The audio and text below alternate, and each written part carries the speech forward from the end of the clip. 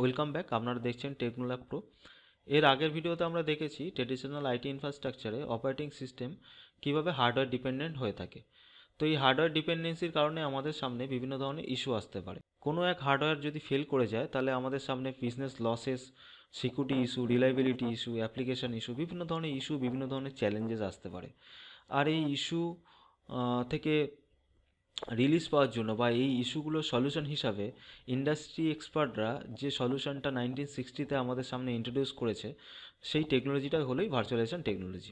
তো এখানে আপনাদের মধ্যে একটা কোশ্চেন আসতে পারে যে অপারেটিং সিস্টেম কিভাবে হার্ডওয়্যার ডিপেন্ডেন্ট হয়ে থাকে। তো এর জন্য আমাদের জানতে হবে পাওয়ার অন বুটিং সিকোয়েন্স। এই পাওয়ার অন বুটিং সিকোয়েন্সের কনসেপ্টটা অনেক লম্বা, অনেক বড়। তো এই ভিডিওতে আমি বলে এটাকে কমপ্লেক্স করতে চাইছি না। তো আপনারা যদি পাওয়ার অন বুটিং সিকোয়েন্সটা জানতে চান তাহলে আমাকে কমেন্ট করুন, আমরা একটা আলাদা সেপারেট ভিডিও বানিয়ে আপলোড করব। তো ছোট করে যদি আমাকে বলতে হয় পাওয়ার অন বুটিং সিকোয়েন্সটা, তাহলে আমাকে বলতে হবে যে আমাদের সিপিইউ যখন অন করা হয় তখন সিপিইউর মধ্যে যে প্রসেসর থাকে সেই প্রসেসরের মধ্যে নন ভলেটাইল মেমোরি থাকে না। তো প্রসেসর ইনস্ট্রাকশন দেয় আমাদের লিগাসি অথবা ইউএফআই ফার্মওয়্যারকে। আর ইউএফআই ফার্মওয়্যার এই ইনস্ট্রাকশন পাওয়ার পর বা লিগাসি ফার্মওয়্যার এই ইনস্ট্রাকশন পাওয়ার পর পোস্ট চেক করে পাওয়ার অন সেলফ টেস্ট। এই পাওয়ার অন সেলফ টেস্টের মধ্যে কি হয়, এই পাওয়ার অন সেলফ টেস্টের মধ্যে আমাদের মাদারবোর্ডে যে পেরিফেরালসগুলো থাকে সেগুলোর হেলথ চেকিং হয় এবং সেগুলোর কানেক্টিভিটি চেকিং হয়। এর পরের যে সিকোয়েন্সটা আসে সেটা হলো আমাদের ফার্মওয়্যার বুট লোডার ফাইন্ড করে এবং এই বুট লোডার ফাইন্ড করার পর বুট ডিভাইস এবং বুট ডিভাইস থেকে আমাদের অপারেটিং সিস্টেম রান হয় এবং ইউজার ইন্টারফেস পর্যন্ত পৌঁছায়। তো এই কারণের জন্যই আমাদের অপারেটিং সিস্টেম হার্ডওয়্যার ডিপেন্ডেন্ট হয়ে থাকে। যদি আমি একটা ছোট্ট এক্সাম্পল দিয়ে দেখাতে চাই তাহলে আমি রানে যাচ্ছি এবং টাইপ করছি ডেভ mgmt.msc। তো আমরা জানি এই ডিভাইস ম্যানেজারের মধ্যে আমাদের টোটাল হার্ডওয়্যারের ড্রাইভারগুলো সেভ হয়ে থাকে অ্যাজ এ ফাইল হিসাবে। তো আমি ফর এক্সাম্পল যদি কোনো একটা ড্রাইভারকে দেখতে চাই, যদি আমি আমার এই রিয়েলটেক পিসিআই কন্ট্রোলারটাকে দেখতে চাই, তাহলে আমি এটাকে রাইট ক্লিক করব এবং প্রপার্টিসে যাব। প্রপার্টিসে গিয়ে ডিটেলসে যাওয়ার পর আমি যদি এই হার্ডওয়্যার ডেসক্রিপশান, ডিভাইস ডেসক্রিপশানটাকে হার্ডওয়্যার আইডি করি, তো আমি দেখতে পাচ্ছি আমার এখানে হার্ডওয়্যার আইডিটাকে দেখাচ্ছে। তো এর থেকে বোঝা যাচ্ছে যে operating system hardware ID as a file হিসাবে আমাদের অপারেটিং সিস্টেমে সেভ থাকে। তো এর থেকে বোঝা যাচ্ছে যে আমাদের অপারেটিং সিস্টেম হার্ডওয়্যার ডিপেন্ডেন্ট হয়ে থাকে। তো এই ডিপেন্ডেন্সিটাকে রিমুভ করার জন্যই ইন্ডাস্ট্রি এক্সপার্টরা যে সলিউশনটা আমাদের সামনে, যে টেকনোলজিটা আমাদের সামনে ইন্ট্রোডিউস করে সেটা হলো ভার্চুয়ালাইজেশন টেকনোলজি।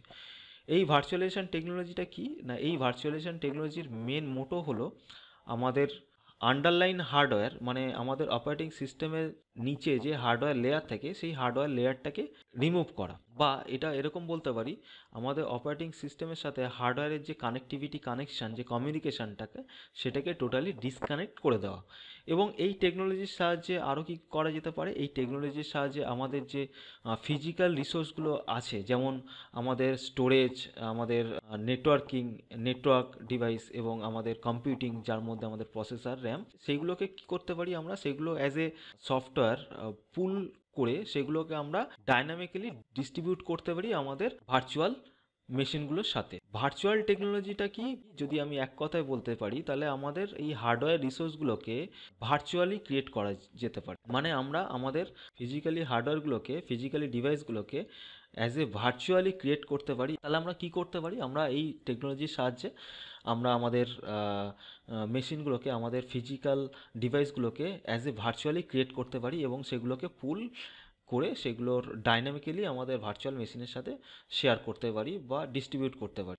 এছাড়া ভার্চুয়াল মেশিনের যে মেন কাজ, ভার্চুয়াল টেকনোলজির যে মেন কাজ, সেটা আমাদের অপারেটিং সিস্টেম থেকে আমাদের হার্ডওয়্যার ডিপেন্ডেন্সিগুলোকে রিডিউস করে দেওয়া। মানে আমাদের operating system as a independently run করবে আমাদের সিস্টেমের মধ্যে। এই মেন কাজগুলো আমাদের যে ভার্চুয়াল টেকনোলজি, সেই ভার্চুয়াল টেকনোলজি করে থাকে। তাছাড়া এই যে ভার্চুয়াল টেকনোলজি, এই টেকনোলজির সাহায্যে আমরা যে হার্ডওয়্যারগুলোকে আমরা পুল করছি, গেদার করছি, সেগুলো অ্যাজ এ ফাইল হিসাবে আমরা রাখছি, এবং এই ফাইল হিসাবে থাকার ফলে এইগুলো প্রত্যেকটা ইন্ডিপেন্ডেন্টলি রান করবে।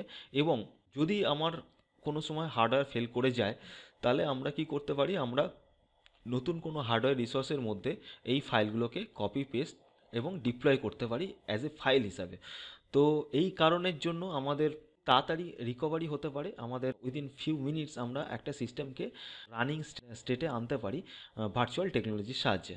আর এই ভার্চুয়াল টেকনোলজির পিছনে যে অ্যাপ্লিকেশান রান হয় সেটাই হলো হাইপারভাইজার। যদি আমি আমার ট্রেডিশনাল আর্কিটেকচার এবং ভার্চুয়ালাইজেশন আর্কিটেকচারটাকে দেখতে চাই, তাহলে আমরা এরকম দেখতে পারি যে আমাদের ট্রেডিশনাল আর্কিটেকচারের মধ্যে আমরা যেটা বললাম, আমাদের এখানে যদি হার্ডওয়্যার থাকে, এটাকে যদি আমি অ্যাজ এ হার্ডওয়্যার ধরে নিই, তাহলে এই হার্ডওয়্যারের উপরেই আমাদের অপারেটিং সিস্টেম ইনস্টল হয়, এবং এই অপারেটিং সিস্টেমের উপরেই আমাদের বিভিন্ন রকম অ্যাপ্লিকেশান রান করতে থাকে।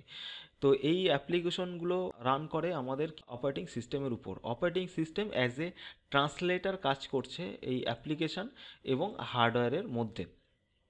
তো যদি আমার কোনো হার্ডওয়্যার ফেল করে যায়, তাহলে আমার এই অপারেটিং সিস্টেম এবং অ্যাপ্লিকেশনও সাথে সাথে ফেল করে যাবে। কিন্তু আমি যদি ভার্চুয়াল আর্কিটেকচারের মধ্যে যাই, তাহলে ভার্চুয়াল আর্কিটেকচারের মধ্যে আমি দেখতে পাচ্ছি আমাদের হার্ডওয়্যার রিসোর্সের উপর আমাদের একটা ভার্চুয়ালাইজেশন লেয়ার ক্রিয়েট হয়। এই ভার্চুয়ালাইজেশন লেয়ার ক্রিয়েট করার পর আমাদের অপারেটিং সিস্টেম এবং অ্যাপ্লিকেশান রান করে। তো কোনো কারণে যদি আমার হার্ডওয়্যার ফেল করে, তাহলে আমি এই অ্যাপ্লিকেশান বা অপারেটিং সিস্টেমকে অ্যাজ এ ফাইল আমি অন্য কোনো নতুন হার্ডওয়্যারে মুভ করাতে পারি উইদিন ফিউ মিনিটস। তো এর ফলে আমাদের কি হচ্ছে, আমাদের ডাউন টাইম কমছে, আমাদের বিজনেস লসেস হচ্ছে না। তো এই কারণের জন্য আমরা ভার্চুয়ালাইজেশন আর্কিটেকচারটাকে ইউজ করি। তো এর পরের আমরা দেখব যে হাইপারভাইজার কি, হাইপারভাইজারে কত টাইপ হয়ে থাকে, এবং হাইপারভাইজারের সাথে কিভাবে আমাদের হার্ডওয়্যার ইন্টারেক্ট করে এবং অপারেটিং সিস্টেম কাজ করে। তো এই ভিডিওতে আমরা দেখলাম যে আমাদের ভার্চুয়ালাইজেশন কীভাবে কাজ করে। ভার্চুয়ালাইজেশন টেকনোলজির মেন মোটো বা মেন কারণই হলো যে কারণের জন্য ভার্চুয়ালাইজেশন টেকনোলজি আমাদের ইন্ডাস্ট্রিতে প্রডিউস হয়েছে, সেইটা হলো আমাদের অপারেটিং সিস্টেম থেকে এর যে আন্ডারলাইন হার্ডওয়্যারকে টোটালি ডিসকানেক্ট করে দেওয়া। আমাদের ইন্ডিপেন্ডেন্টলি আমাদের অপারেটিং সিস্টেম রান করবে অ্যাজ এ ফাইল হিসাবে। আমরা ফিজিক্যাল হার্ডওয়্যারগুলোকে, ফিজিক্যাল রিসোর্সগুলোকে as a software, as a file হিসাবে আমরা পুল করতে পারি, গ্যাদার করতে পারি, এবং সেগুলো আমরা ডাইনামিক্যালি আমাদের ভার্চুয়াল মেশিনের সাথে শেয়ার করতে পারি। দেখা হচ্ছে পরের ভিডিওতে। আপনারা চ্যানেলটাকে সাবস্ক্রাইব করুন, লাইক করুন, শেয়ার করুন এবং কমেন্ট করুন। Thank you.